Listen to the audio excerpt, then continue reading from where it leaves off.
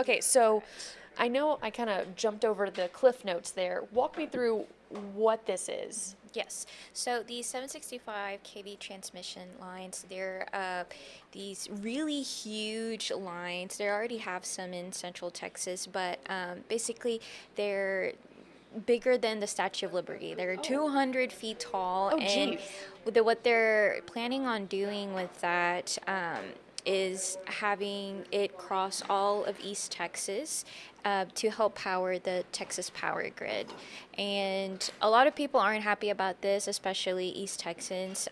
Some of them were actually at the state capitol this week just talking about it with some of our senators, saying, this is going to overtake some private property land, and Yeah. we're not happy about that.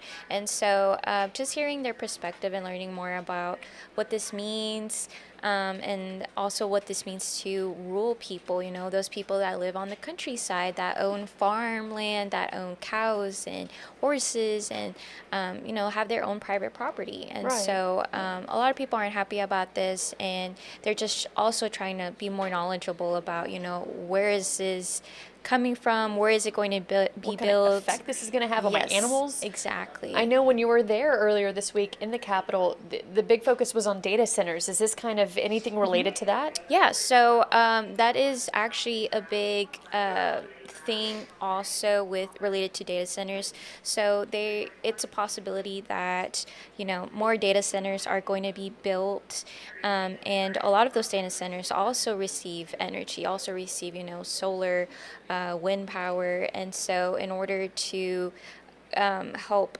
kind of Like alleviate some of yes, that? some of that they need to find ways to power all of that due to the high demand of, future data centers, or Okay. just the high demand of population growth as well. So who did you get to talk to? Yeah, so I spoke with Nancy White. She is from Canton, and she was at the state capitol speaking to our senators about how unhappy she is about this, but also just asking those questions.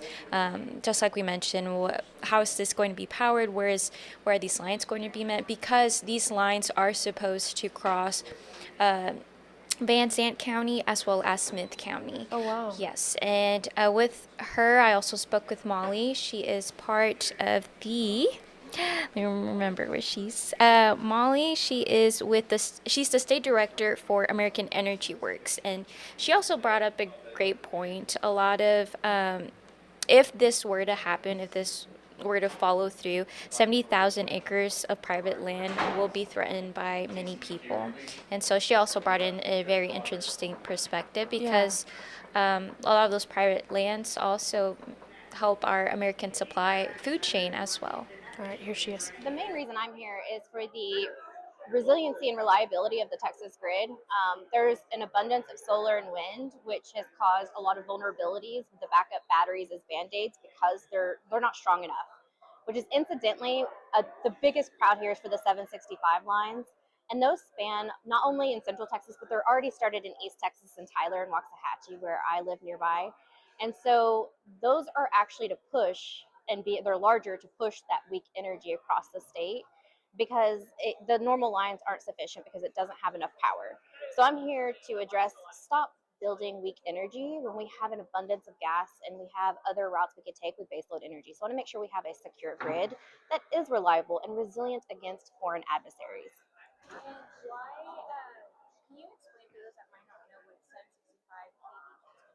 Mhm.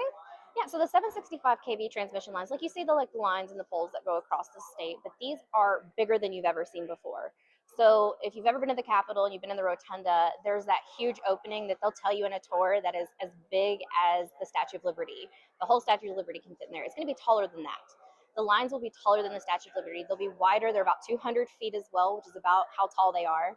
And they're really just massive, massive energy pushes for what would be normal gas and nuclear, these smaller lines.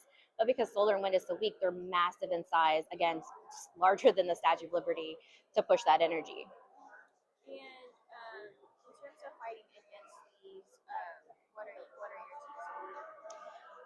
Well, first, the biggest issue that I see is there's no measure of need. Like, nobody can show us where it's needed, why it's needed, and that the taking and impact to the land is worth it.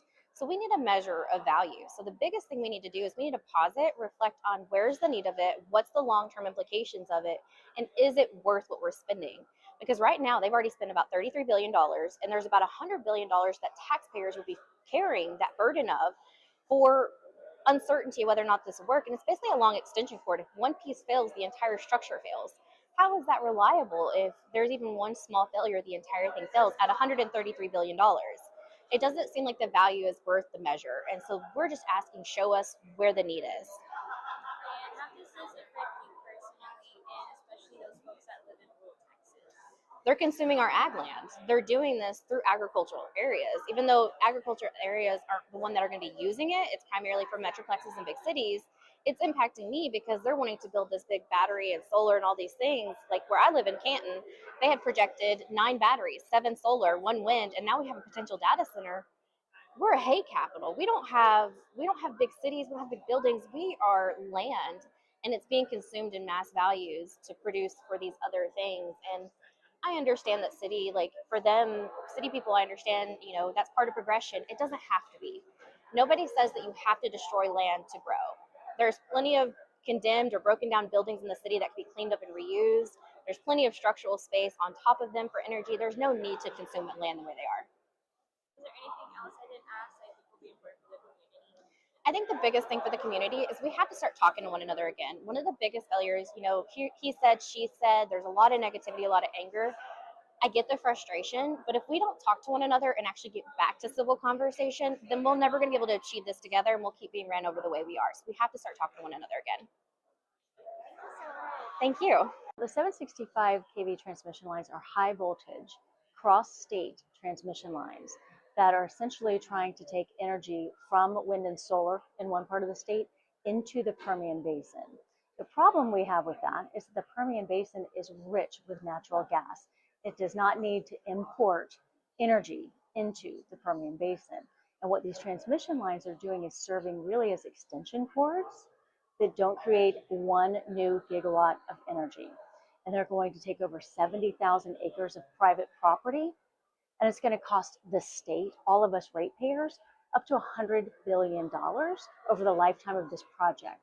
So what we are saying is we're making the case for private property rights, people with independent farms and ranches that feed us, that we need to preserve that land, preserve that property, and build reliable thermal energy close to where it's needed in the Permian. They can build transmission lines to connect it in the Permian Basin. That would be great. But we don't need to go cross-state with these extension cords for energy. It's like taking sand to the beach, trying to take energy into the Permian Basin. They're completely unnecessary, expensive, and they're taking property rights from Americans. Why do you think people are so vocal about it, and how are they being impacted? Well, I've talked to many landowners, multi-generational ranchers, farmers that have been pouring their life into their land, their blood, sweat, and tears, all of their retirement funds. They got this land maybe from their grandparents. They want to give it to their grandchildren, and they are fearful that this land is going to be taken from them. And so it's everything to them. And then also the rest of us, it's our food supply. I mean, we're already down. We've lost over, I think, 70% of our independent farms and ranches in America. We are importing beef right now. When we in America don't have our own food supply and we're reliant on another country to provide that for us, then we are no longer a free country. We are no longer a sovereign country. We are no longer a strong country. So it is so important for our freedom, our sovereignty, and our food supply for us to stop these lines and build responsible energy where it's needed. Is there anything else I might have not asked that you think would be important for the public and the community to know and be aware about? Well, I just want everybody to understand that in Texas, we have been blessed with an abundant amount of energy. We have natural gas, we have coal, we have nuclear abilities in Texas. There's no need for us to build very expensive lines to take private property away from people. So that's what I just want to make sure we do is sane energy policy. Do what's right. I understand that we overbuilt wind and solar after the Winter Storm Uri, and this is kind of serving as a band-aid to that. We don't need to pour good money after bad money. We overbuilt wind and solar. Let's admit it and pivot. put money towards reliable natural gas, build it close to where you need it. You don't need transmission lines. There is a solution, and it's the moral thing to do. It's the same thing to do, and it will protect our wallets. And that's what I want to make sure everyone's doing. Thank you so much. Thank you.